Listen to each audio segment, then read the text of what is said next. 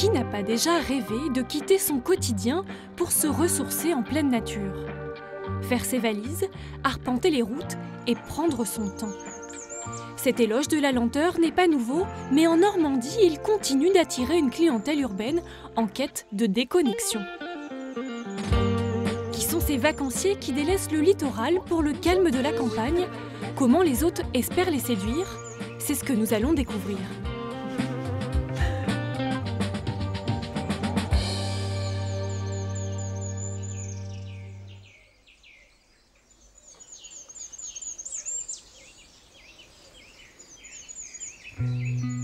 Une ode à la zénitude, au cœur de la Suisse normande, c'était le rêve de Marie et de sa famille. Il y a 7 ans, ces passionnés du Japon ont bâti un gîte insolite dans leur domaine du XVIe siècle. Son architecture rappelle celle des ryokan, les auberges traditionnelles japonaises. Ce dépaysement, Marie Guyonnet le cultive jusque dans les détails. Au menu du petit déjeuner, biscuits au matcha et sa gelée d'ortie maison.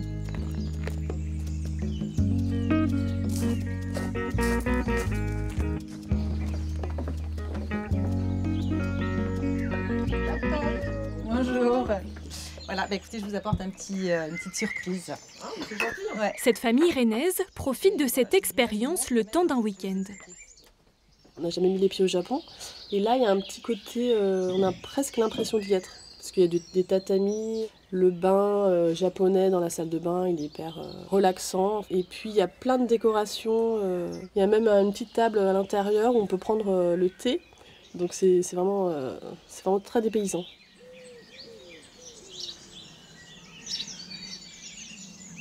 Ça nous permet d'être plus ensemble, de décrocher du quotidien en fait. Parce qu'à la maison, on a tendance à être plus en intérieur, sur les écrans. Et là, on n'a même pas besoin de faire de jeux de société, on a plein de choses à faire. On regarde la nature, on se balade, on découvre. Cet art de prendre son temps connaît un succès grandissant avec le renouveau du slow tourisme. Né à la fin des années 80, cette tendance qui s'oppose au tourisme de masse prône le retour à la lenteur et au calme pendant les vacances. Autour du pavillon, le bourg le plus proche se trouve à 15 km. Caen est à 1 heure de route. Pourtant, il affiche complet, été comme hiver. Ce qu'on leur propose, c'est de se mettre au vert, se retrouver, respirer, écouter, oui, être tranquille quoi, être tranquille. Repos, calme, nature, ces plaisirs simples deviennent parfois inaccessibles quand la vie de famille va à 1000 à l'heure. Dans cet hôtel de charme, près de Rouen, les couples peuvent oublier les tâches ménagères, les responsabilités, la charge mentale d'être parents. Ce manoir, réservé aux adultes, propose des séjours de déconnexion sans les enfants. Mesdames, bonjour. Bienvenue. Merci. Camille et François ont réservé une nuit dans l'une des 18 disponibles. Donc là, vous allez avoir un premier petit salon qui va un petit peu faire office de salon d'accueil. Le séjour commence par une visite personnalisée des lieux. Ici, vous allez avoir plutôt le côté bar.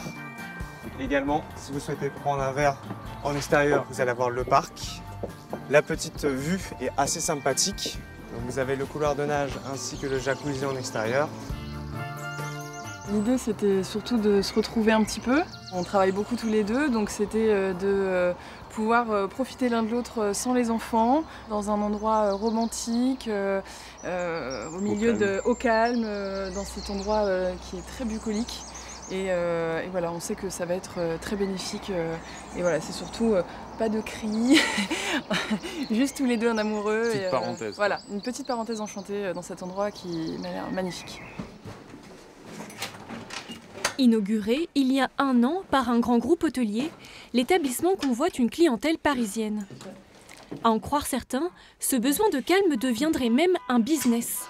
C'est pas comme si on excluait les enfants. On a un autre hôtel aussi dans lequel les enfants peuvent venir, où les enfants sont les bienvenus. C'est vraiment des chambres qui sont adaptées au couple. Et puis on a une petite piscine, l'endroit se prête véritablement à ce genre d'activité. Pour d'autres vacanciers, la déconnexion revêt un sens plus spirituel. Afin de faire le vide dans son quotidien, rien de mieux que de se mettre en marche. Et tu vois la maison où on va dormir, c'est la maison blanche là-bas. À Alençon, Laurence et ses amis achèvent la première étape de leur randonnée. Ces jeunes retraités se sont fixé l'objectif d'atteindre, ensemble, le Mont Saint-Michel, à 130 km de là. Le but pour moi, c'est l'amitié, d'être avec mes amis. On est 5, on se connaît depuis un certain temps, plus ou moins pour certaines, mais j'étais très excitée, entre guillemets, par l'idée de marcher toutes ensemble et on partage, notre point commun, c'est peut-être un peu notre foi. Il y a aussi cette idée de déconnexion, de lâcher notre quotidien, de lâcher notre train-train et de traverser ces forêts, parce que les forêts ici, c'est quand même une vraie merveille. Cette nuit, les marcheuses logent à l'hôtellerie du sanctuaire Louis et Zélie Martin, les parents de Sainte Thérèse de Lisieux. Ah, enfin! Oh là là là là, c'était long. Oh, regarde-les! Ah bah dis donc! Bon alors, qu'est-ce que vous nous avez fait là? Les mains vides. Sans bâton. Non. C'est vrai? Après quelques péripéties, le groupe d'amis est accueilli par Patricia Guérin, la maîtresse de maison.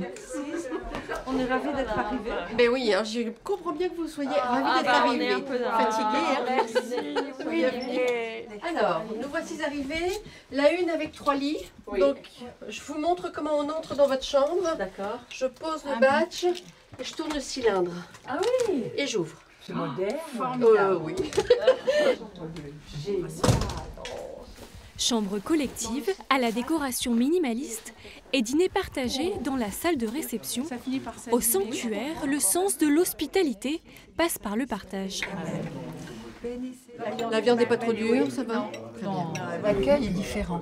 On sent bien qu'on n'est pas dans un lieu classique. On n'est pas dans ça coûte tant, vous avez payé. Quel est le numéro de réservation de votre chambre?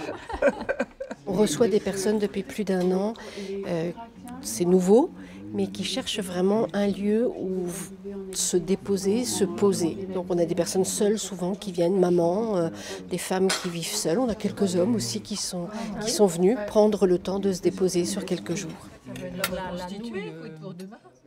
À la fin de leur escapade en Normandie, ces vacanciers reprendront leur vie quotidienne. Les chemins de campagne, le chant des oiseaux, le soleil, voilà ce qu'il restera de leur parenthèse de déconnexion.